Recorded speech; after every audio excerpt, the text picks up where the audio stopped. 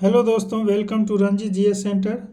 दोस्तों, आज इस वीडियो में जो है घटना चक्र से गौतम बुद्ध के बारे में दोस्तों बुद्ध धर्म से जितने भी ऑब्जेक्टिव्स पूछा गया है पीवाईक्यू स्टेट पीसीएस या यूपीएससी में, उसका दोस्तों डिटेल एक्सप्लेनेशन करेंगे इस वीडियो में। और इस वीडियो में लगभग 100+ एमसीक्यू होगा दोस्तों, तो थोड़ा वीडियो लंबा हो सकता है, तो आप लोग जो है शुरू से अंत तक जरूर देखिएगा। अगर पहली बार देख रहे हैं इस चैनल पर तो चैनल को जरूर सब्सक्राइब कर दीजिएगा और बेल आइकन को प्रेस कर दीजिएगा। तो चलिए दोस्तों शुरू करते हैं। और ये वीडियो दोस्तों ये रिवीजन वीडियो होगा, इसलिए आप इससे पहले जाके एक वीडियो अपलोड कर दिया गया है इसी चैनल पर, गौतम बुद्ध का सब्जेक्टिव वीडियो। उसको देखने के बाद दोस्तों इस ऑब्जेक्टिव को देखिएगा, या पहले इसका ऑब्जेक्टिव भी आप देख सकते हैं और जाके फिर सब्जेक्टिव को देख सकते हैं। तो चलिए दोस्तों शुरू करते हैं। पहला है गौतम बुद्ध का जन्म जो है ये कब हुआ था। तो इसका दोस्तों जन्म जो है 563 बीसी में हुआ था लुम्बिनी के पास। ये देखिएगा लुम्बिनी में जो है दोस्तों 563 बीसी में हुआ था गौतम बुद्ध का, जो कि कपिलवस्तु के निकट है। ठीक है दोस्तों, उनके पिता का नाम सुधोधन था जो शाक्यगण के प्रधान थे, और माता माया देवी था दोस्तों जो कोलिय वंश के कन्या थी। 29 वर्ष की अवस्था में दोस्तों गौतम बुद्ध ने गृह त्याग किया, जिसे बौद्ध ग्रंथ में महाभिनिष्क्रमण कहा गया है। उसके बाद दोस्तों दूसरा नंबर क्वेश्चन देखिएगा, बुद्ध के जीवन की किस घटना को महाभिनिष्क्रमण के रूप में जाना जाता है दोस्तों। तो ये बौद्ध धर्म का जो है, बौद्ध धर्म में बुद्ध के दोस्तों गृह त्याग को दोस्तों महाभिनिष्क्रमण कहा जाता है, जो कि 29 वर्ष की अवस्था में घर को छोड़ दिया। गौतम बुद्ध के पुत्र का नाम क्या था दोस्तों, राहुल, और पत्नी का नाम यशोदा। नेक्स्ट दोस्तों 16 वर्ष की अवस्था में गौतम बुद्ध का विवाह हुआ था। नेक्स्ट तीसरा नंबर दोस्तों, गौतम बुद्ध की माँ किस वंश से संबंधित थी दोस्तों। तो जस्ट पढ़े हैं, कोलिय वंश की थी। उसके बाद दोस्तों बुद्ध का जन्म जो है ये कहाँ हुआ था, तो लुम्बिनी में हुआ था, जो दोस्तों कपिलवस्तु के निकट है। ये लुम्बिनी कहाँ है दोस्तों, नेपाल में पड़ता है वर्तमान में। नेक्स्ट 5 नंबर क्वेश्चन, इनमें से कौन सा नाम बुद्ध का दूसरा नाम है दोस्तों। इसका दूसरा नाम था सिद्धार्थ दोस्तों। तो देखिएगा इसका दूसरा नाम सिद्धार्थ है, जो कि इस ऑप्शन में नहीं दिया हुआ है। ठीक है दोस्तों, तो इसलिए ऑप्शन हो जाएगा इनमें से कोई नहीं। इसका बचपन का नाम दोस्तों, गौतम बुद्ध के बचपन का नाम सिद्धार्थ था, और इन्हें शाक्य मुनि, तथागत आदि नामों से भी जाना जाता है।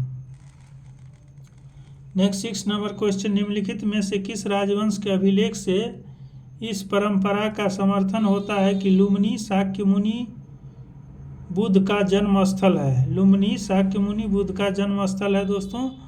तो ये किस अभिलेख से, तो मौर्य अभिलेख से। याद रखिएगा, मौर्य के रुम्निदेयी अभिलेख से पता चलता है। एक्सप्लेनेशन देखिएगा, मौर्य वंशीय शासक अशोक के रुम्निदेयी अभिलेख से सूचना मिलती है कि शाक्य मुनि बुद्ध का जन्म जो है लुम्बिनी में हुआ था, और इस अभिलेख के अनुसार अशोक राज्याभिषेक के 20 वर्ष बाद जो है लुम्बिनी गया था, और उसने उस स्थान की पूजा की, तथा शाक्य मुनि बुद्ध का जन्म हुआ था। जहाँ दोस्तों शाक्य मुनि बुद्ध का जन्म हुआ था वहाँ जो उसने पूजा की है अशोक ने। और साथ ही इस अभिलेख में लुम्बिनी के बुद्ध का जन्म स्थल होने के कारण इसे दोस्तों टैक्स फ्री कर छूट पर ही प्रदान करने की घोषणा किया था, किसने, अशोक ने। नेक्स्ट 7 नंबर क्वेश्चन देखिएगा, निम्नलिखित में से कौन एक अशोक का अभिलेख इस परंपरा की पुष्टि करता है कि गौतम बुद्ध का जन्म जो है लुम्बिनी में हुआ दोस्तों। रुम्निदेयी अभिलेख, याद रखिएगा, रुम्निदेयी स्तंभ अभिलेख। 8 नंबर क्वेश्चन देखिएगा, निम्नलिखित में से किस राजा के एक अभिलेख से सूचना मिलती है कि शाक्य मुनि बुद्ध का जन्म लुम्बिनी में हुआ था दोस्तों। तो ये अशोक के शिलालेख से। नेक्स्ट 9 नंबर क्वेश्चन देखिएगा दोस्तों, महात्मा बुद्ध का महापरिनिर्वाण कहाँ हुआ था। तो ये कुशीनगर में हुआ था, जो कि मल्ल गणराज्य की राजधानी थी दोस्तों, कुशीनगर यहाँ हुआ था 80 वर्ष की अवस्था में 483 बीसी में। ठीक है दोस्तों, देख लीजिएगा 483 बीसी में 80 वर्ष की अवस्था में।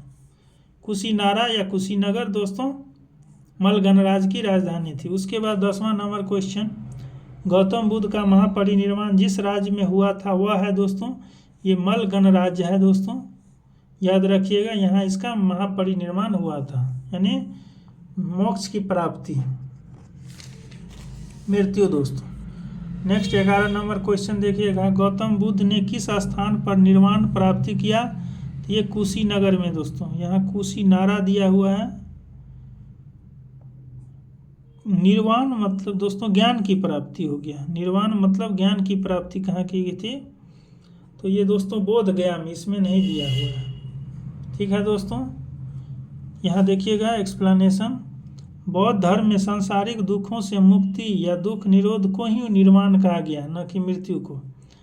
बुद्ध को सांसारिक दुखों से मुक्ति यानी निर्वाण ज्ञान प्राप्ति के समय प्राप्त हुआ है, जो कि बोध गया में प्राप्त हुआ था। यानी बुद्ध धर्म में दोस्तों निर्वाण का मतलब होता है ज्ञान प्राप्ति। तो ज्ञान प्राप्ति बुद्ध को कहाँ हुआ था? बोध गया में, जो कि बिहार में स्थित है, गया जिला में। नेक्स्ट है दोस्तों, महात्मा बुद्ध का महापरिनिर्वाण किसके गणतंत्र में हुआ था?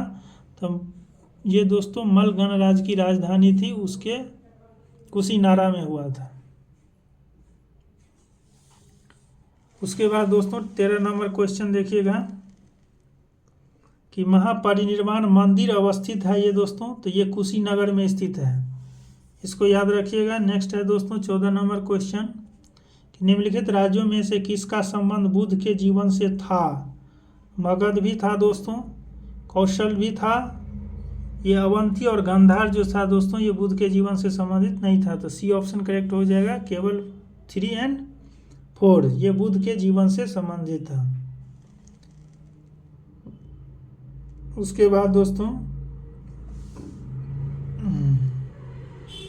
15 नंबर क्वेश्चन देखिएगा, इसका तो एक्सप्लेनेशन देख लीजिए। महाजनपद में से कौशल और मगध महाजनपद का संबंध बुद्ध के जीवन से था। गौतम बुद्ध ने अपनी शिक्षा के प्रचार प्रसार के लिए मगध, जो वैशाली में पड़ता है दोस्तों, वैशाली जिला मगध में, मगध और कौशल दोनों राज्यों में भ्रमण किया था।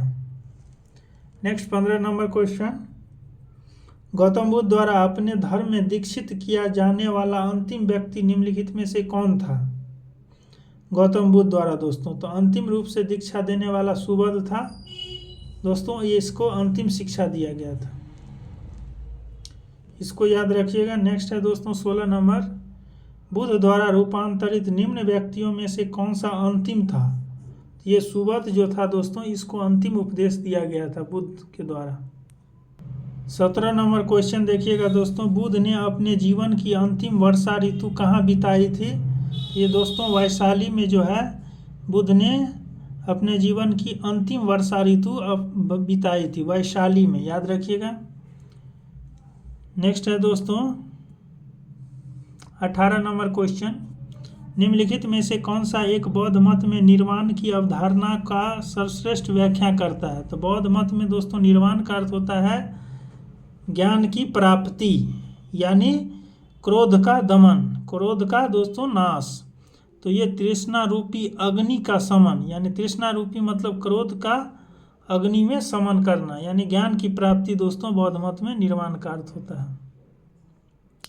उसके बाद दोस्तों नेक्स्ट देखिएगा, एक्सप्लेनेशन इसका दिया है, बुद्ध ने निर्वाण को मन की उस परम शांति के रूप में वर्णित किया है जो तृष्णा, क्रोध, दूसरी विषादकारी मन स्थिति से परे है।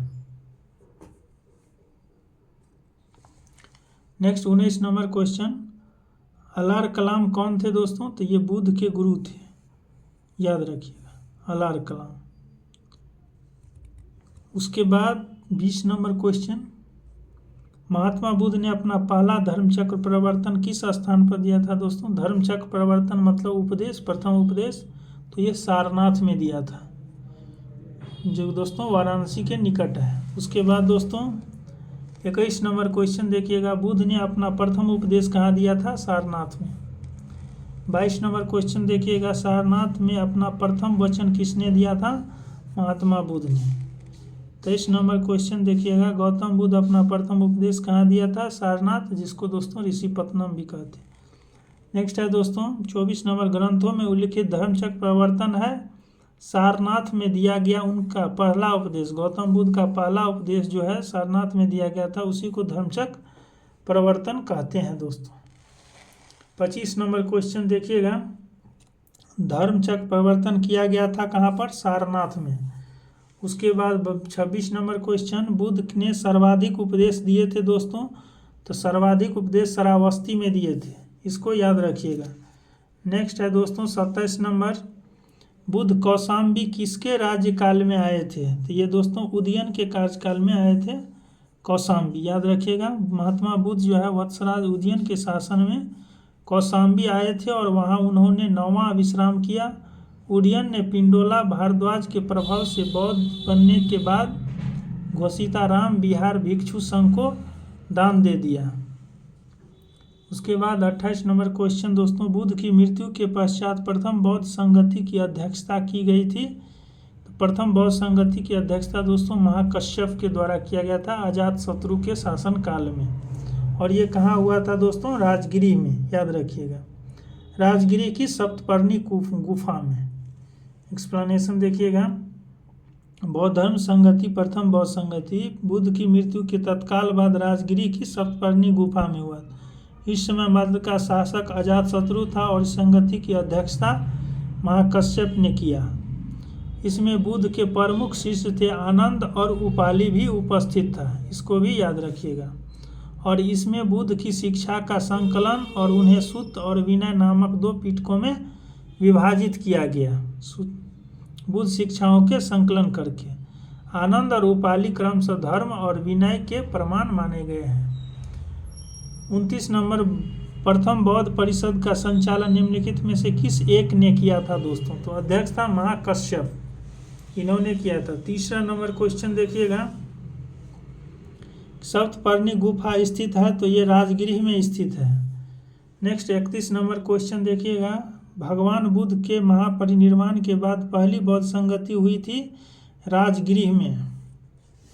उसके बाद 32 नंबर क्वेश्चन है दोस्तों, कश्मीर में कनिष्क के शासनकाल में जो बौद्ध संगति आयोजित हुई थी उसकी अध्यक्षता निम्नलिखित में से किसने की थी दोस्तों? तो वसुमित्र ने किया था और अश्वघोष ने उसकी उपाध्यक्ष था। नेक्स्ट है दोस्तों, बौद्ध धर्म की महायान शाखा औपचारिक रूप से किसके शासनकाल में प्रकट हुई?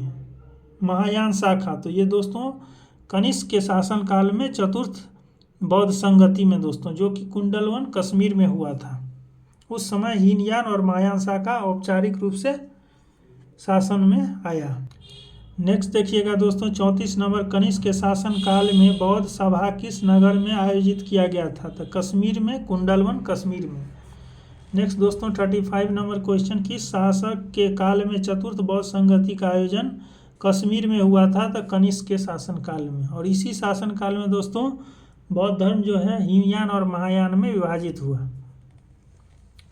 नेक्स्ट 36 नंबर क्वेश्चन, चतुर्थ बौद्ध संगति परिषद हुई थी दोस्तों, तो ये कनिष्क के शासनकाल में, ये ऑप्शन करेक्ट हो जाएगा। 37 नंबर क्वेश्चन, निम्नलिखित पर विचार कीजिए। बुद्ध में देवतारोपण, बोधिसत्व के पथ पर चलना और मूर्ति उपासना एवं अनुष्ठान उपर्युक्त में से कौन सी विशेषता महायान बौद्ध मत की है? यानी महायान दोस्तों मानते थे, तो ये बुद्ध को देवता मानते थे, ये सही था दोस्तों। बोधिसत्व के पथ पर चलना, ये दोस्तों महायान की दोस्तों आदर्श वाक्य था, बोधिसत्व। उसके बाद दोस्तों ये मूर्ति उपासना और अनुष्ठान में यानी मूर्ति पूजा में विश्वास करते थे। ये तीनों सही है दोस्तों बौद्ध महायान बौद्ध मत का, यानी महायान शाखा का, तो यानी डी ऑप्शन करेक्ट हो जाएगा। उसके बाद दोस्तों 38 नंबर क्वेश्चन देखिएगा।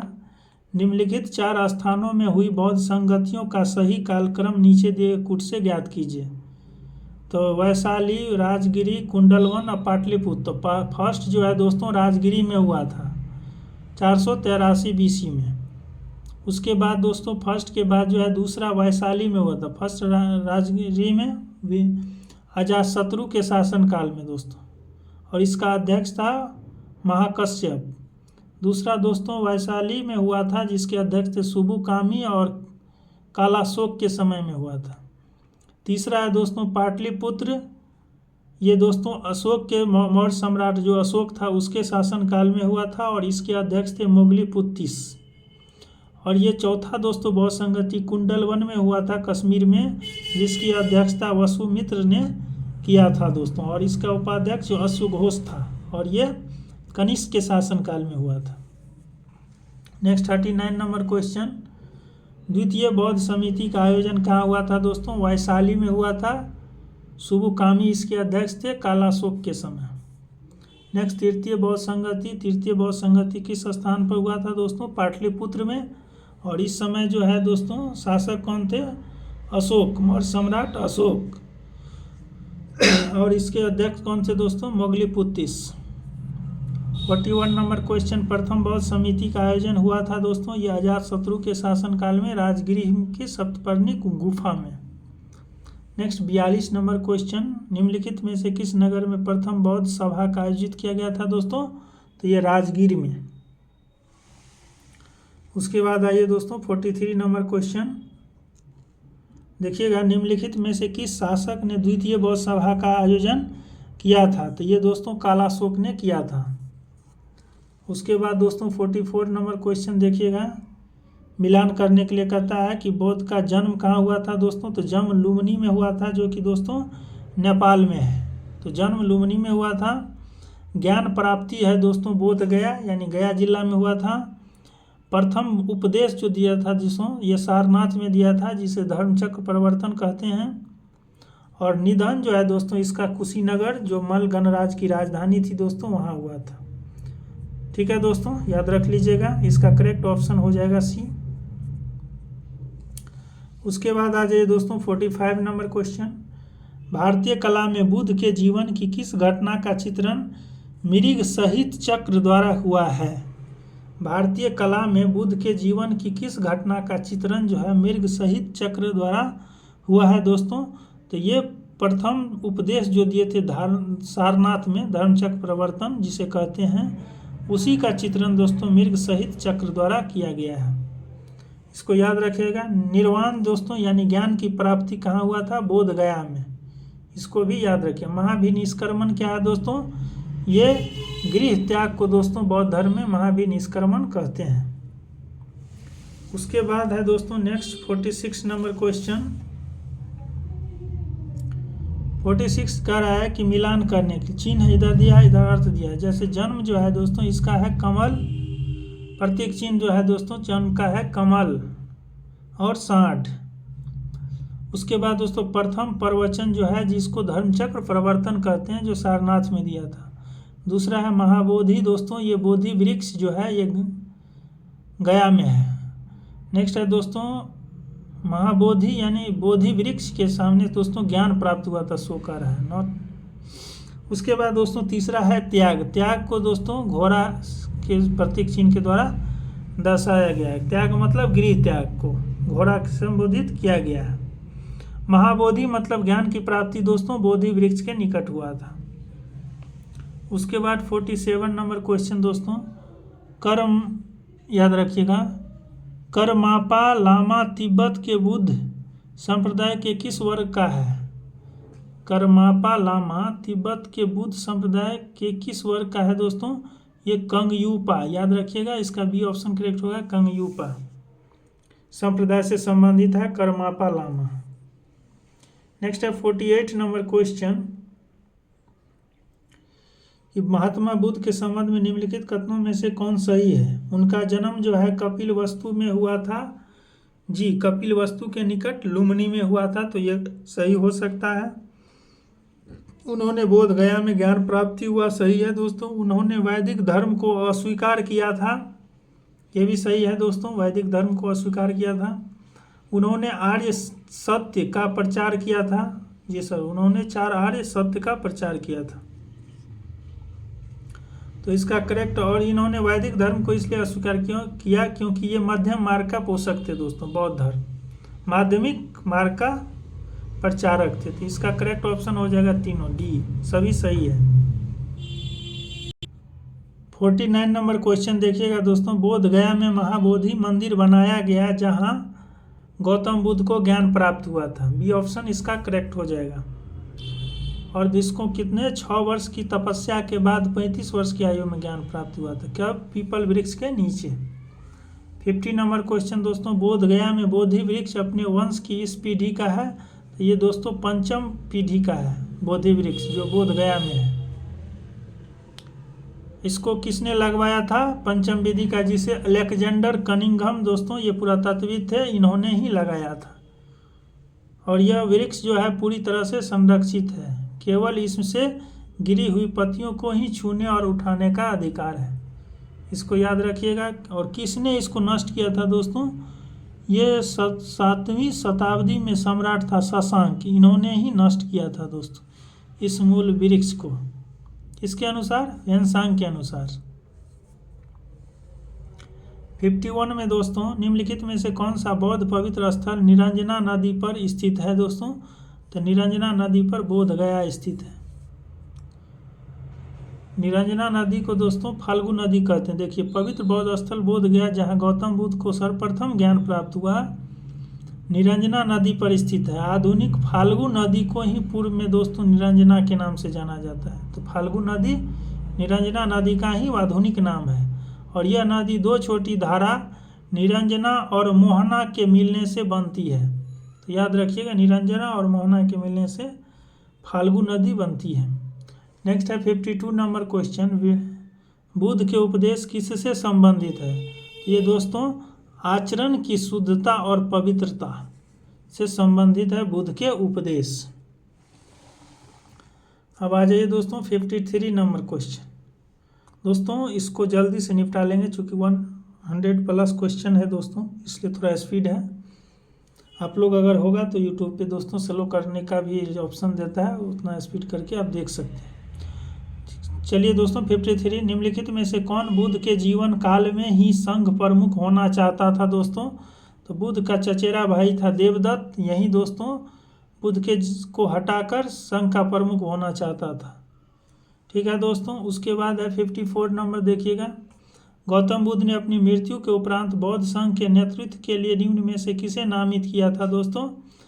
तो इसमें से किसी को नहीं नामित किया था। आनंद भी इसका शिष्य था, महाकश्यप, उपाली, किसी को नहीं, इस पर युक्त में से किसी को नहीं नामित किया था। उसके बाद है दोस्तों 55 नंबर क्या है कि अष्टांगिक मार्ग का संकल्पना या अंग है। तो ये अष्टांगिक मार्ग जो है दोस्तों, ये धर्मचक्र प्रवर्तन सूत्र की विषय वस्तु है। यानी प्रथम उपदेश जहाँ दिया था दोस्तों, जिसे धर्मचक्र प्रवर्तन कहते हैं, उसी सूत्र के विषय वस्तु है अष्टांगिक मार्ग। एक्सप्लेनेशन देखिएगा। गौतम बुद्ध ने चतुर्थ आर्य सत्य में दुख निरोध का उपाय बताया है। इसे दुख निरोधगामी प्रतिपदा कहा जाता है। इसे माध्यमा प्रतिपा या मध्यम मार्ग भी कहते हैं। इस मध्यमा प्रतिपादन में 8 सोपान है, इसलिए इसे अष्टांगिक मार्ग भी कहते हैं। इसके 8 सोपान ये सब है दोस्तों, याद रखिएगा। अष्टांगिक मार्ग जो है धर्मचक्र प्रवर्तन विषय सूत्र की विषय वस्तु का अंग है, तो इसको भी याद रखिएगा। नेक्स्ट 56 नंबर है,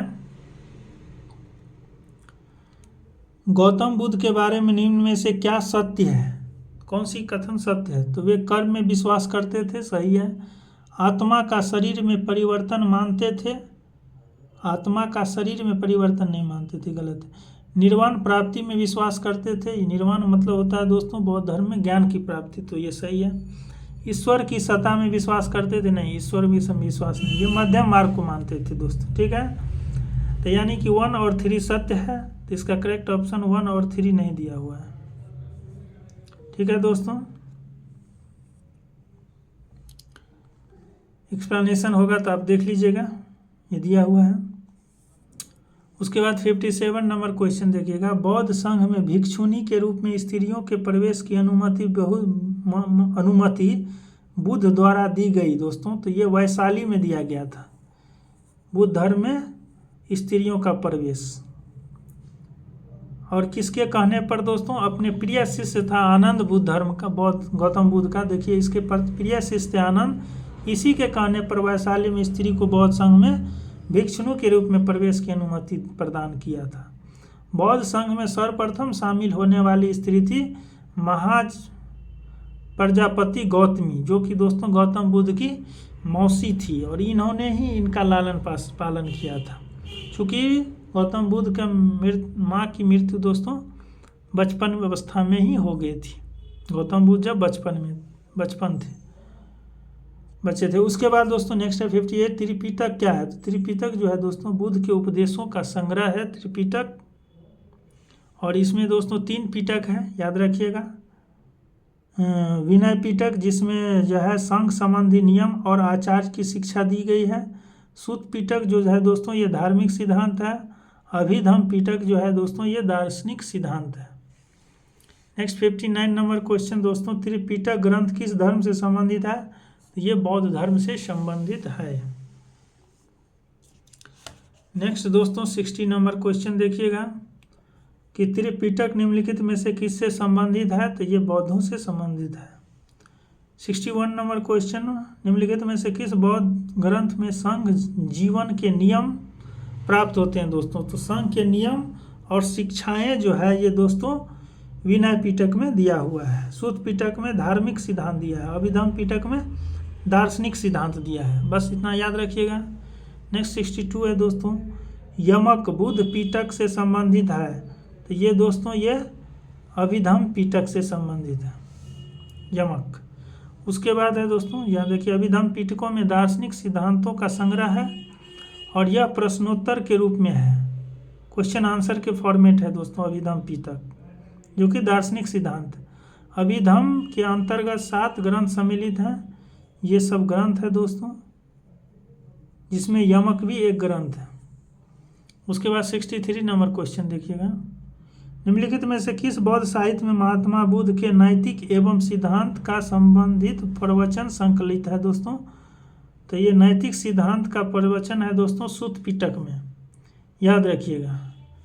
नैतिक एवं सिद्धांत, नैतिक सिद्धांत दोस्तों ये सूत पिटक में है, जिसमें दोस्तों धार्मिक सिद्धांत या नैतिक सिद्धांत का वर्णन किया गया है। उसके बाद दोस्तों नेक्स्ट देखिएगा, नेक्स्ट है दोस्तों 64 नंबर, बौद्ध धर्म में त्रिरत्न का क्या अभिप्राय है। त्रिरत्न का अर्थ है दोस्तों बुद्ध धम्म संघ बौद्ध धर्म में। नेक्स्ट क्वेश्चन देखिएगा दोस्तों 65 नंबर, प्राचीन भारत के बौद्ध मठों में परवरण नामक समारोह आयोजित किया जाता था, जो क्या है दोस्तों, ये वर्षा ऋतु के दौरान मठों में प्रवास के समय भिक्षुओं द्वारा किए गए अपराधों की स्वीकारोक्ति का अवसर होता था।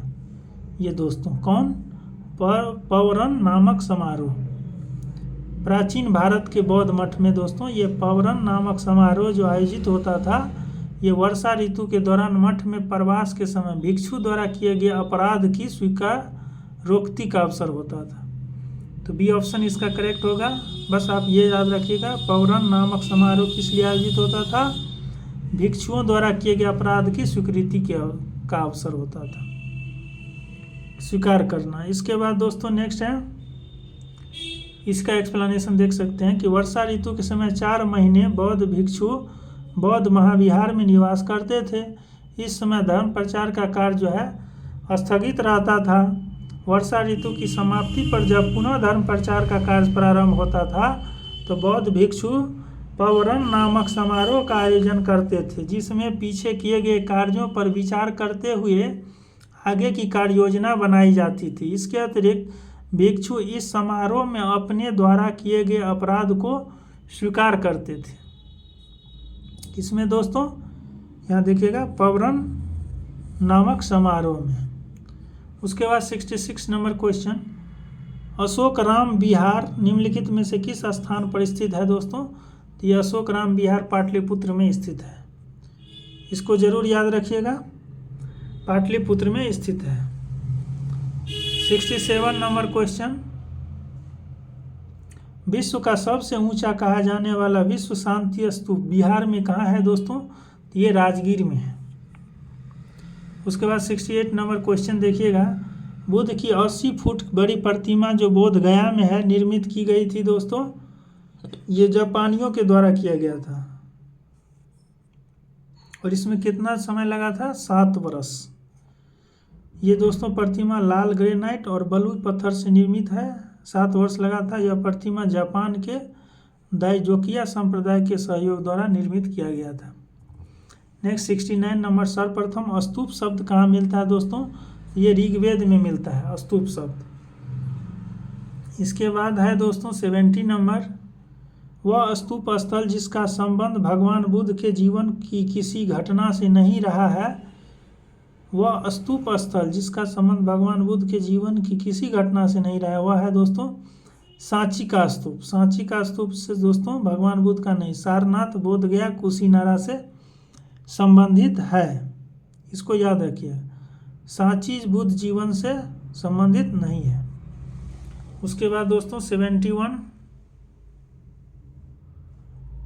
क्या कहता है? निम्नलिखित स्तूपों का सही तैथिक क्रम यानी कालानुक्रम क्या है? काल के हिसाब से होता है अरेंज करने के लिए दोस्तों। भरहुत, सांची, अमरावती, धमेक दिया हुआ है। आइए इसका एक्सप्लेनेशन देखिएगा। भरहुत एवं सांची के स्तूप की स्थापना मौर्य शासक अशोक के शासन में हुआ है। भरहुत और सांची का कुछ ऐतिहासिक स्रोत धमेक स्तूप का निर्माण कार्य भी अशोक के शासनकाल को ही मानता है। नेक्स्ट है अमरावती स्तूप दोस्तों, इसका निर्माण सातवाहन के समय में हुआ था। अमरावती स्तूप का भरहुत, सांची और धमेक स्तूप के निर्माण क्रम जो है निर्धारित करना संभव नहीं है, क्योंकि ये एक ही समय में हुआ है अशोक के कार्यकाल में, तो इसलिए इसमें दोस्तों ऑप्शन कोई भी नहीं होगा। ठीक है। उसके बाद 72 नंबर क्वेश्चन देखिएगा, अनात्मवाद सिद्धांत है, तो ये दोस्तों बौद्ध दर्शन का है। अनात्मवाद सिद्धांत या अनेकांतवाद। अनात्मवाद देखिएगा इसका एक्सप्लेनेशन। बौद्ध धर्म में दर्शन में अनात्मवाद का सिद्धांत गौतम बुद्ध के प्रतित्व समुत्पाद के सिद्धांत से ही सिद्ध होता है। इसे नैरात्मवाद भी कहा जाता है। कुछ विचारकों के अनुसार अनात्मवाद का सिद्धांत केवल आत्मा पर लागू होता है। वस्तुतः इससे आत्मा और भौतिक जगत दोनों की ही सही व्याख्या होती है। ठीक है दोस्तों। उसके बाद 73 नंबर क्वेश्चन देखिएगा, क्या है कि संसार अस्थिर एवं क्षणिक है का निम्न में से किससे संबंध है? तो ये दोस्तों क्षणिकवाद के संपादक थे कौन? बौद्ध धर्म, बौद्ध दर्शन। तो इसलिए दोस्तों संसार अस्थिर और क्षणिक है किसने कहा था? बौद्ध ने कहा था। एक्सप्लेनेशन देखिएगा, बौद्ध दर्शन में क्षणिकवाद को स्वीकार किया गया और बुद्ध ने स्वयं अनित्यवाद के सिद्धांत का प्रतिपादन किया। ठीक है दोस्तों। उसके बाद 74 नंबर क्वेश्चन देखिए, निम्नलिखित में से किसे एशिया के ज्योतिपुंज लाइट ऑफ एशिया के तौर पर जाना जाता है दोस्तों? गौतम बुद्ध को। और ये किसकी पुस्तक में लिखा गया लाइट ऑफ एशिया नामक पुस्तक? ये दोस्तों एडविन अर्नाल्ड की पुस्तक है जिसमें गौतम बुद्ध के जीवन पर प्रकाश डाला है। 75 नंबर, निम्नलिखित में से किसे एशिया का ज्योतिपुंज नाम से जाना जाता है? भगवान बुद्ध को। 76 दोस्तों, क्षणिकवाद का प्रतिपादन किसने किया था? बुद्ध ने। उसके बाद 77 नंबर दोस्तों, सर एडविन अर्नाल्ड की पुस्तक लाइट ऑफ एशिया आधारित है दोस्तों, ये ललित विस्तार पर स्थित आधारित है। बी ऑप्शन इसको याद रखिएगा। एक्सप्लेनेशन देखिए, एडविन अर्नाल्ड की पुस्तक लाइट ऑफ एशिया ललित विस्तार के विषय वस्तु पर आधारित है और इस पुस्तक का प्रकाशन इतना में लंदन में हुआ था। नेक्स्ट क्वेश्चन दोस्तों 78 नंबर देखिएगा, बौद्ध धर्म के महायान और हीनयान संप्रदाय में सर्वाधिक मौलिक अंतर निम्नलिखित में से कौन सा है? तो सर्वाधिक मौलिक अंतर है दोस्तों देवी देवताओं की पूजा। हीनयान के दोस्तों संप्रदाय पूजा में, मूर्ति पूजा में विश्वास नहीं करते थे, जबकि महायान जो है मूर्ति पूजा में विश्वास करते थे। उसके बाद दोस्तों इसका एक्सप्लेनेशन भी देख लीजिएगा। हीनयान महायान सर्वाधिक मौलिक देवी देव। हीनयान में बुद्ध को एक महापुरुष माना जाता था, जबकि महायान में देवता माना जाता था। ठीक है। और उनकी पूजा किया जाने लगा मूर्ति बनाकर। और महायान का दोस्तों बोधिसत्वों को भी पूजा की जाने लगी। अनेक बोधिसत्वों की भी पूजा करनी, ये आदर्श है दोस्तों बोधिसत्व महायान की। हीनयान की दोस्तों अरहत है, आदर्श वाक्य। नेक्स्ट है दोस्तों 79 नंबर, गौतम बुद्ध को एक देवता का स्थान किस राजा के युग में प्राप्त हुआ था दोस्तों। तो ये हीनयान और महायान में किसके समय में बौद्ध धर्म का विभाजन हुआ था? तो कनिष्क के समय दोस्तों, चतुर्थ बौद्ध संगति कुंडलवन कश्मीर में। उसी समय दोस्तों गौतम बुद्ध को महायान शाखा ने देवता माना है। 80 नंबर क्वेश्चन देखिएगा, भारत में पहले जिस मानव प्रतिमा को पूजा गया था वह था?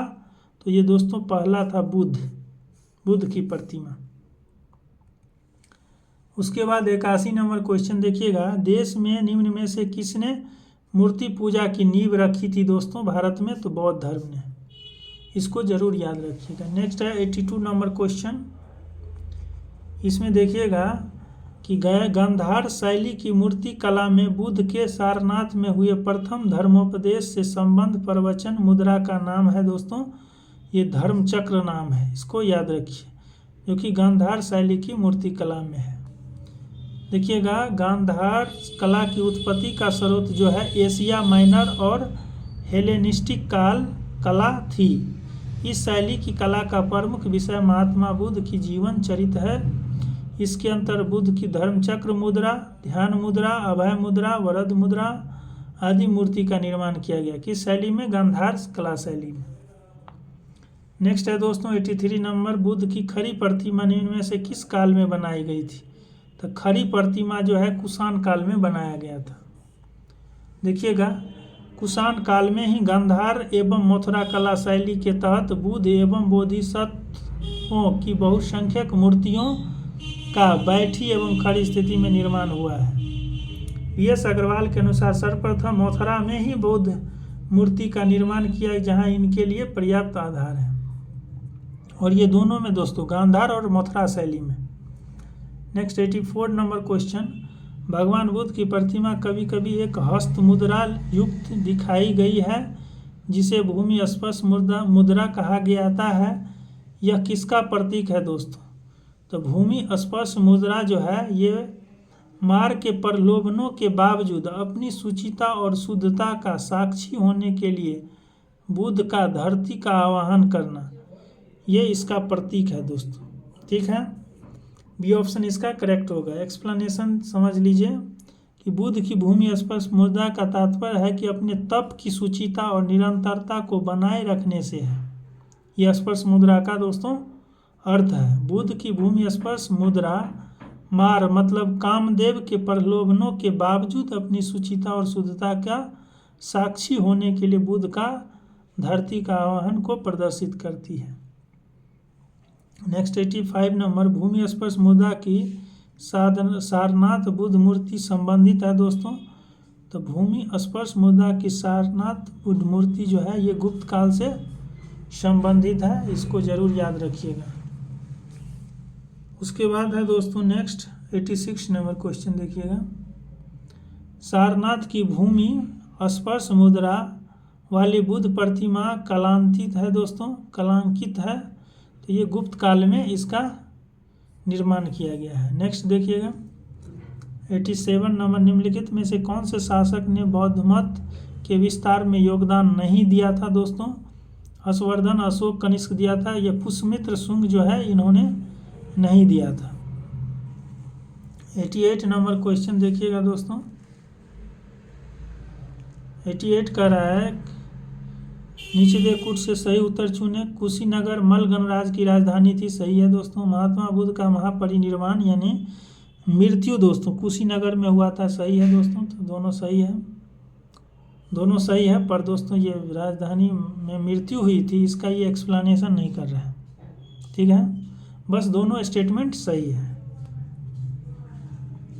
नेक्स्ट देखिए दोस्तों 89 नंबर क्वेश्चन क्या कह रहा है कि लोथल, सारनाथ, राजगीर, नालंदा। लोथल दोस्तों प्राचीन गोदी क्षेत्र है, ये सही है। गोदीवारा का पत्तन यहाँ पर है। सारनाथ दोस्तों बुद्ध का प्रथम उपदेश, सही है।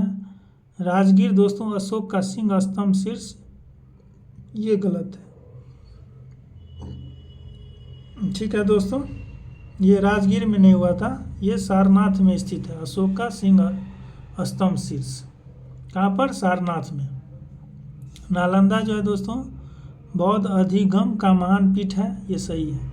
यानी 3 छोड़ के बाकी सही है, 1 2 4 इसका करेक्ट ऑप्शन हो जाएगा दोस्तों 1 to 4। एक्सप्लेनेशन देख लीजिए दोस्तों। संदर्भ लोथल जो है गुजरात के गोदीपारा के अवशेष मिले हैं लोथल से। सारनाथ में महात्मा बुद्ध प्रथम उपदेश दिए थे जिसे धर्मचक्र प्रवर्तन कहते हैं। नालंदा बौद्ध अधिगम का महान पीठ है। कुमारगुप्त प्रथम के शासनकाल में विश्वविद्यालय का स्थापना हुई थी। अशोक का सिंह स्तंभ शीर्ष राजगीर में नहीं बल्कि सारनाथ में है। 90 नंबर क्वेश्चन दोस्तों। महायान बौद्ध धर्म में बोधिसत्व अवलोकितेश्वर को और किस अन्य नाम से जानते हैं? तो पद्म पानी से भी दोस्तों नाम जानते हैं महायान बौद्ध धर्म को। देखिएगा बौद्ध दर्शन में यह माना गया कि बोधिसत्वों में अवलोकितेश्वर की स्थिति महिमा मंडित है। उन लोगों ने यह निश्चय किया था कि वे तब तक बुद्ध नहीं बनेंगे जब तक कि सभी मनुष्यों को निर्वाण नहीं प्राप्त होता है। किसने? बौद्ध की महायान शाखा ने। वस्तुतः बौद्ध धर्म पर हिंदू धर्म का प्रभाव परिलक्षित होता है। अवलोकितेश्वर नारायण या पद्म पानी विष्णु का भी एक नाम है। तो इसको इस हिसाब से दोस्तों ये पद्म पानी इसका अन्य नाम है। किसका? बोधिसत्व अवलोकितेश्वर का। नेक्स्ट है 91 नंबर। भारतीय इतिहास के संदर्भ में निम्नलिखित में से कौन भावी बुद्ध है दोस्तों जो संसार की रक्षा के लिए अवतरित होंगे? तो इसका करेक्ट ऑप्शन होगा मैत्रेय। मैत्रेय जो है दोस्तों ये भावी बुद्ध है जो संसार की रक्षा के लिए अवतरित होंगे। इसको याद रखिए मैत्रेय। 92 नंबर क्वेश्चन देखिएगा दोस्तों। भारत के धार्मिक इतिहास के संदर्भ में निम्नलिखित कथनों पर विचार कीजिए। बोधिसत्व जो है ये बौद्ध मत के हीनयान संप्रदाय का केंद्रीय संकल्पना है। नहीं दोस्तों ये हीनयान का है, महायान का है। बोधिसत्व जो है महायान का है। हीनयान का जो है दोस्तों ये अरहत है। इसको याद रखिएगा, ये महायान का है बोधिसत्व। बोधिसत्व अपने प्रबोध के मार्ग पर बढ़ता हुआ करुणामय है। तो ये सही है दोस्तों। बोधिसत्व जो है ये समस्त सचेतन प्राणियों को उनके प्रबोध के मार्ग पर चलने में सहायता करने के लिए स्वयं की निर्वाण प्राप्ति विलंबित करता है। तो ये भी सही है दोस्तों। दूसरे का उपकार करना इस बोधिसत्व यानी महायान की शाखा की दोस्तों विशेषता थी। उसके चलते ये स्वयं के निर्वाण प्राप्ति में विलंब करती है और दूसरे को सहायता करती है। ये भी इसका कारण है दोस्तों। सही है, 2 और 3 सही है। ठीक है दोस्तों। यानी विलंबित का मतलब हुआ कि स्वयं का निर्वाण यानी खुद के ज्ञान प्राप्ति से पहले दूसरों का सेवा करना। ये बोधिसत्व में की विशेषता है दोस्तों। इसलिए 2 और 3 सही होगा, बी ऑप्शन सही होगा। उसके बाद दोस्तों नेक्स्ट है 93 नंबर क्वेश्चन देखिएगा। बोधिसत्व पद्म पानी का चित्र सर्वाधिक प्रसिद्ध और प्रायः चित्रित चित्रकारी है जो कहाँ स्थित है? अजंता में स्थित है। याद रखिएगा अजंता में बोधिसत्व पद्म पानी का चित्र स्थित है। कहाँ पे दोस्तों? अजंता में। इसको याद रखिएगा। एक्सप्लेनेशन देखिएगा, 2017 का क्वेश्चन है दोस्तों। एक्सप्लेनेशन देखिएगा। गुफा संख्या 1 की बोधिसत्व पद्म पानी का चित्र अजंता चित्रकला की श्रेष्ठ कलाकृति में से एक है और इसे 6ठी शताब्दी BC के अंत में निष्पादित किया गया है। 94 नंबर क्वेश्चन देखिएगा। हीनयान अवस्था का विशालतम एवं सर्वाधिक विकसित शैलकृत चैत्यगिरी स्थित है दोस्तों। तो ये कार्ले में स्थित है। याद रखिएगा कार्ले कहाँ पे है दोस्तों? ये महाराष्ट्र में है। याद रखिएगा हीनयान अवस्था का विशालतम और सर्वाधिक विकसित शैलकृत चैत्यगिरी कार्ले में स्थित है और यह पुणे में महाराष्ट्र में है। नेक्स्ट है 95 नंबर। निम्नलिखित में से किस शैलकृत गुफा में 11 सिरों के बोधिसत्व का अंकन मिलता है? तो किस शैलकृत गुफा में दोस्तों 11 सिरों के बोधिसत्व का अंकन मिलता है? तो ये कन्हेरी गुफा में। याद रखिएगा कन्हेरी गुफा में, जो कि कहाँ पे है दोस्तों? महाराष्ट्र के मुंबई शहर में एक पर्यटन स्थल है कन्हेरी। इसको याद रखिएगा। नेक्स्ट आ जाइए दोस्तों 96 नंबर। यहाँ इसका एक्सप्लेनेशन देखना चाहते हैं तो देख लीजिए दोस्तों। क्या है, सलसेती द्वीप में स्थित कन्हेरी गुफा महाराष्ट्र में मुंबई शहर का एक पर्यटन स्थल है। यह गुफा संजय गांधी राष्ट्रीय उद्यान परिसर में स्थित है। नेक्स्ट आ जाइए दोस्तों 96 नंबर क्वेश्चन। प्रथम शताब्दी ईस्वी में किस भारतीय बौद्ध भिक्षुक को चीन भेजा गया था? तो नागार्जुन को जो है दोस्तों, ये प्रथम बौद्ध भारतीय भिक्षुक था जिसको चीन भेजा गया प्रथम शताब्दी में। देखिए दोस्तों, नागार्जुन जो है ये कनिष्क के दरबार की एक महान विभूति था। उसने अपनी पुस्तक माध्यमिक कारिका में सापेक्षा का सिद्धांत यानी रिलेटिव थ्योरी को प्रस्तुत किया। चीनी मान्यता के अनुसार नागार्जुन ने चीन की यात्रा कर वहां बौद्ध शिक्षा प्रदान किया था। नेक्स्ट आइए दोस्तों 97 नंबर क्वेश्चन। शून्यता के सिद्धांत का सर्वप्रथम प्रतिपादन करने वाले बौद्ध दार्शनिक का नाम नागार्जुन ही था। नेक्स्ट दोस्तों 98 नंबर क्वेश्चन। नागार्जुन किस बौद्ध संप्रदाय के थे? तो ये दोस्तों माध्यमिक संप्रदाय से थे। 99 नंबर देखिएगा, बौद्ध शिक्षा का केंद्र कहाँ है दोस्तों? तो विक्रमशिला जो है दोस्तों महाविहार, यहाँ दोस्तों बौद्ध शिक्षा का केंद्र है। ऐसे एक्सप्लेनेशन में देखिएगा, प्राचीन काल में बौद्ध शिक्षा के 3 केंद्र थे। नालंदा जो बिहार में है दोस्तों, वल्लभी गुजरात में है और विक्रमशिला भी दोस्तों बिहार में है। तो इसको जरूर याद रखिएगा। जिसमें इसमें जो दिया है दोस्तों, नालंदा नहीं दिया है, न वल्लभी दिया है, विक्रमशिला दिया है, तो ये ऑप्शन सही हो जाएगा। वल्लभी कहाँ पे है दोस्तों? देखिएगा, वल्लभी जो है ये गुजरात के काठियावाड़ क्षेत्र में आधुनिक वल नामक स्थान पर स्थित पश्चिम भारत में एक महत्वपूर्ण शिक्षा एवं संस्कृति का केंद्र है। देखिएगा दोस्तों, ये एक महत्वपूर्ण शिक्षा एवं संस्कृति का प्रमुख केंद्र है और यह हीनयान बौद्ध धर्म की शिक्षा का प्रमुख केंद्र है। तो ये वल्लभी किस धर्म का है दोस्तों? किस बौद्ध धर्म का? तो हीनयान बौद्ध धर्म की शिक्षा का प्रमुख केंद्र है वल्लभी गुजरात। जबकि विक्रमशिला जो है दोस्तों, ये भागलपुर में स्थित है विक्रमशिला, जो कि महायान शाखा का प्रमुख अंश है। ठीक है दोस्तों। उसके बाद 100 नंबर क्वेश्चन। वल्लभी विश्वविद्यालय स्थित है दोस्तों, तो ये गुजरात में स्थित है। नेक्स्ट 101 नंबर दोस्तों, नालंदा विश्वविद्यालय की स्थापना का युग है। नालंदा विश्वविद्यालय की स्थापना दोस्तों कुमारगुप्त प्रथम ने किया था गुप्त शासन काल में, तो सी ऑप्शन इसका करेक्ट हो जाएगा। उसके बाद दोस्तों जो कि राजगीर, यहाँ देखिएगा एक्सप्लेनेशन, नालंदा विख्यात बौद्ध पीठ एवं विश्वविद्यालय था। यह बिहार में राजगीर के निकट स्थित है और गुप्तों के समय में नालंदा विश्वविद्यालय अस्तित्व में आया। कब? 5वीं शताब्दी में। और सर्वप्रथम कुमारगुप्त प्रथम ने नालंदा बौद्ध विहार को दान में दिया था। बाद में दोस्तों बुद्धगुप्त, तथागुप्त और बालादित्य नामक गुप्त शासकों ने भी इस विहार को दान में दिया था। 102 नंबर दोस्तों, नालंदा विश्वविद्यालय के संस्थापक कौन थे? तो कुमारगुप्त प्रथम। नेक्स्ट दोस्तों 103 नंबर, नालंदा विश्वविद्यालय किस लिए विश्व प्रसिद्ध था दोस्तों? ये देखिए दोस्तों, ये बौद्ध दर्शन के लिए प्रसिद्ध था नालंदा विश्वविद्यालय, विश्व प्रसिद्ध। और यहाँ दोस्तों अध्ययन करने के लिए चीनी यात्री हेन सांग भी आया था। उसके बाद दोस्तों 104 नंबर क्वेश्चन देखिएगा कि 12वीं शताब्दी के अंत तक नालंदा महाविहार का पतन हो गया। सही है दोस्तों, बख्तियार खिलजी ने ही इसको नष्ट कर दिया। महाविहार को राजकीय प्रशय मिलना बंद हो गया था जी, इसीलिए दोस्तों नालंदा विहार का पतन हुआ। तो इसका करेक्ट ऑप्शन दोनों सही है और रीजन जो है कथन का व्याख्या करता है। तो इसका दोनों कथन सही है दोस्तों और एक दूसरे की व्याख्या, एक मतलब रीजन जो है कथन का व्याख्या करता है। नेक्स्ट है दोस्तों 105 नंबर क्वेश्चन। नव नालंदा महाविहार किसके लिए विख्यात है दोस्तों? तो ये पाली अनुसंधान संस्था के लिए विख्यात है। पाली अनुसंधान संस्था के लिए विख्यात है नव नालंदा महाविहार। ये देखिएगा दोस्तों, इसके बारे में थोड़ा फैक्ट। नव नालंदा महाविहार बौद्ध अध्ययन का आधुनिक केंद्र है, जिसे बिहार सरकार 1951 में नालंदा में स्थापित किया।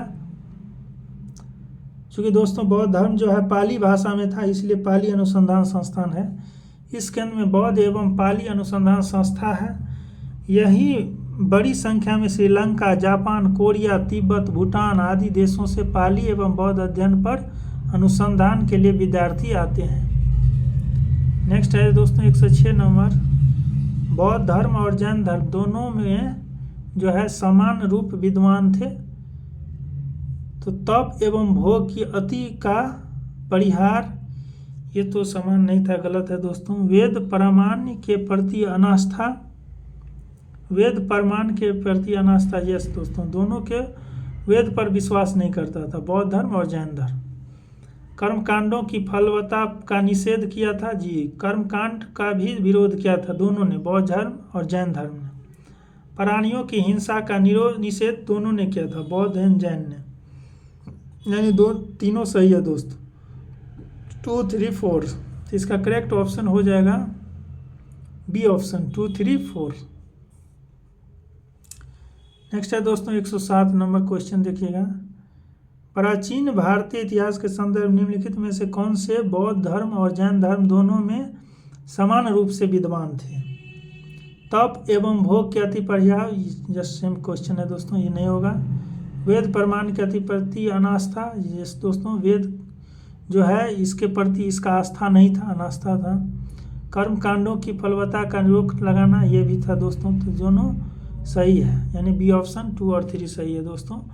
और ये देखिए दोस्तों 2012 में पूछा है और वही क्वेश्चन 1996 में पूछा है, यानी कि यूपीएससी में भी क्वेश्चन रिपीट होता है। इसलिए दोस्तों PYQ अच्छे से कर लेना चाहिए चैप्टर कंप्लीट होने के बाद। उसके बाद टाइम बचता है तो आप टेस्ट सीरीज लगा सकते हैं मैक्सिमम, क्योंकि दोस्तों ज़्यादा MCQ बनाने से क्या होता है ना कि आपको सोल्व करने का जो है तरीका पता चल जाता है। नेक्स्ट देखिए, निम्नलिखित में से कौन सी बात बौद्ध धर्म एवं जैन धर्म में समान नहीं है दोस्तों? तो ये आत्मदमन जो है ये समान नहीं है, बाकी अहिंसा समान है, वेदों के प्रति उदासीनता भी समान है, रीति रिवाजों की अस्वीकृति ये भी समान है जैन धर्म और बौद्ध धर्म में। बट आत्मदमन यानी खुद का दोस्तों तप करना ये समान नहीं है। नेक्स्ट है 109 नंबर क्वेश्चन, भगवान बुद्ध ने निम्नलिखित 4 आर्य सत्यों का प्रतिपादन किया, नीचे दिए गए कूट का प्रयोग कर उन्हें सही क्रम में रखिए। तो 4 आर्य सत्य कौन दिए थे दोस्तों? दुख है, ठीक है, दुख जो है तो दुख का कारण भी है, दुख का कारण है तो दोस्तों दुख का निरोध है, और दुख का निरोध है तो दुख निरोध का मार्ग है। ये दोस्तों सही ऑर्डर होगा, यानी दुख, फिर दुख का कारण, फिर दुख का निरोध, उसके बाद दुख निरोध का मार्ग। यानी कि दोस्तों पहले हो जाएगा दुख ए हो जाएगा, उसके बाद डी हो जाएगा कारण, उसके बाद बी हो जाएगा, यानी ADBC, ये ऑप्शन करेक्ट हो जाएगा दोस्तों। उसके बाद देखिएगा नेक्स्ट है दोस्तों, इसका एक्सप्लेनेशन देख लीजिए दोस्तों, इम्पोर्टेंट है। सर्वप्रथम जिन 4 आर्य सत्यों का उपदेश दिया था इस प्रकार है। दुख का मतलब होता है संसार में सभी जगह सर्वत्र दुख है दोस्तों, जीवन दुखों एवं कष्टों से पूर्ण है। एक है दुख समुदाय, दुख समुदाय का मतलब होता है प्रत्येक वस्तु का कोई न कोई कारण अवश्य है, यानी दुख का कारण। तीसरा है दोस्तों दुख निरोध, यानी दुख का अंत संभव है, ये दुख निरोध का अर्थ हुआ। और दुख निरोध का मार्ग, जिसको दोस्तों दुख निरोधी गामी प्रतिपदा, यानी दुख के मूल जो है अविद्या के विनाश का उपाय अष्टांगिक मार्ग है, यानी दुख का मूल जो है अविद्या है और उसका विनाश का जो है उपाय जो है अष्टांगिक मार्ग है। इससे आप इस अष्टांगिक मार्ग के माध्यम से जो है आप दुख निरोध कर सकते हैं। नेक्स्ट है 110 नंबर क्वेश्चन दोस्तों, बौद्ध एवं जैन दोनों ही धर्म विश्वास करते थे कर्म और पुनर्जन्म सिद्धांत सही है। ये दोनों में भी, दोनों दोस्तों बुद्ध और जैन दोनों जो है कर्म और पुनर्जन्म के सिद्धांत में विश्वास करते थे। इसको याद रखिएगा, कर्म और पुनर्जन्म में विश्वास करते थे बौद्ध और जैन, ये ऑप्शन करेक्ट हो जाएगा। 111 नंबर क्वेश्चन देखिए दोस्तों, बौद्ध दर्शन के अनुसार विचार कीजिए, पुनर्जन्म नहीं होता है? नहीं दोस्तों, बौद्ध धर्म जो है कर्म और पुनर्जन्म दोनों, बौद्ध और जैन दोनों ने कहा था। तो पुनर्जन्म नहीं होता है, गलत है। कर्म और पुनर्जन्म की बात की थी बौद्ध ने, बौद्ध दर्शन ने। आत्मा की सत्ता नहीं होती है? यस, ये भी कही थी, आत्मा की सत्ता नहीं होती है। तो इसका करेक्ट ऑप्शन हो जाएगा, ए गलत होगा और आर सही है, डी ऑप्शन सही हो जाएगा दोस्तों। उसके बाद दोस्तों नेक्स्ट आइए 112 नंबर क्वेश्चन। बौद्ध धर्म के विषय में कौन सा कथन सही है? उसने वर्ण एवं जाति को अस्वीकार नहीं किया। यस दोस्तों, सही है, इन्होंने वर्ण और जाति को स्वीकार किया बौद्ध धर्म ने। उसने ब्राह्मण वर्ग की सर्वोच्च सामाजिक कोटि को चुनौती दी थी। यस दोस्तों, इन्होंने ब्राह्मण वर्ग की सर्वोच्च सामाजिक कोटि को चुनौती दी थी। उसने कुछ एक शिल्पों को निम्न माना। यस दोस्तों, कुछ शिल्प को निम्न माना है।